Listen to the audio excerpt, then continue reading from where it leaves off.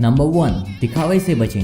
कुछ लोग अपने बारे में बहुत बड़ी बड़ी बातें करते हैं या खुद के बारे में ही बातें करते रहते हैं। याद रखें, आप अपने कामों के बारे में जितना ज्यादा बोलते हैं, लोग आपके पर्पस के बारे में उतना ही शक करते हैं। इस कारण आपके फ्रेंड्स भी आपसे जलने लगते हैं और पीठ पीछे आपकी बुराई करते हैं और आपको नीचे गिराने की कोशिश करते रहते हैं। इसलिए हमेशा दिखावे से बचें।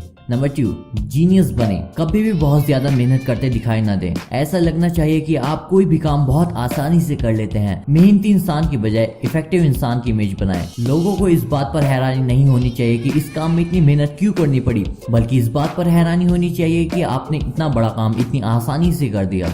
नंबर 3, चापलूसी में कंजूसी करें। कई बार दोस्तों, आपके ऊपर बैठे लोग चापलूसी के भूखे होते हैं और ज्यादातर ऐसा ही होता है। उनकी भूख कभी खत्म नहीं होती, लेकिन किसी भी चीज का ज्यादा होने तक उसकी वैल्यू कम हो जाती है। इनडायरेक्ट चापलूसी करना सीखें। फॉर एग्जाम्पल, अपने योगदान को कम महत्व दें ताकि आपके बॉस की इमेज ज्यादा अच्छी दिखाई दे। नंबर 4, लोगों की नजरों में रहने की कोशिश करें।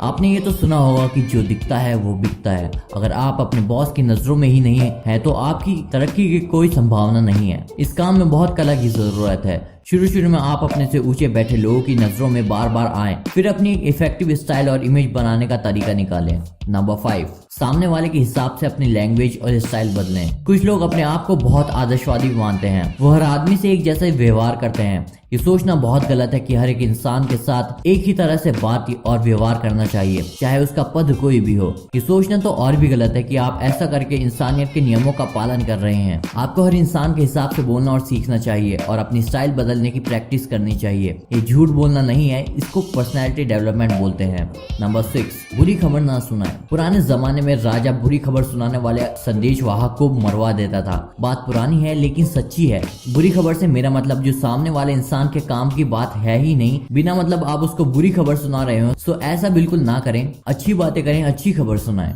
नंबर 7, अपने से सीनियर लोगों की सीधी बुराई ना करें। कई बार ऐसे मौके आते हैं कि हमें अपने से सीनियर लोगों की कमजोरियां और कमियां बताना बहुत जरूरी हो जाता है। इस दौरान चुप रहना या कोई सलाह देने की दूसरी तरह के नुकसान होते हैं। इसलिए आपको अपनी सलाह और आलोचना इनडायरेक्ट तरीके से और जितना हो सके पोलाइटली होकर देनी चाहिए।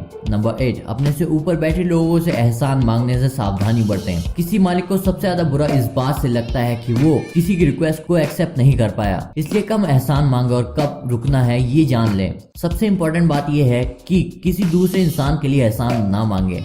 नंबर 9, किसी का मजाक ना बनाएं। हमें हंसी मजाक करना चाहिए, इससे माहौल हल्का होता है, लेकिन किसी के हुलिया या इंटरेस्ट के बारे में किसी भी तरह का मजाक ना करें, क्योंकि ये दोनों सिचुएशंस बहुत ही सेंसिटिव हैं, खास तौर पर आपसे ऊपर बैठे लोगों के लिए। नंबर 10, चुगलखोर ना बने। दूसरों के काम की तारीफ करें। अगर आप लगातार अपने साथियों की बुराई कर रहे हैं तो उस बुराई का हिस्सा कुछ आपसे भी चुकाया जाएगा और आप जहां भी जाएंगे वो आपके ऊपर मंडराता रहेगा। आप चुगलखोर हैं तो लोग आपसे चिढ़ जाएंगे। दूसरों के कामों की तारीफ करके आप अपने अच्छे कामों पर ध्यान आकर्षित करवा सकते हैं।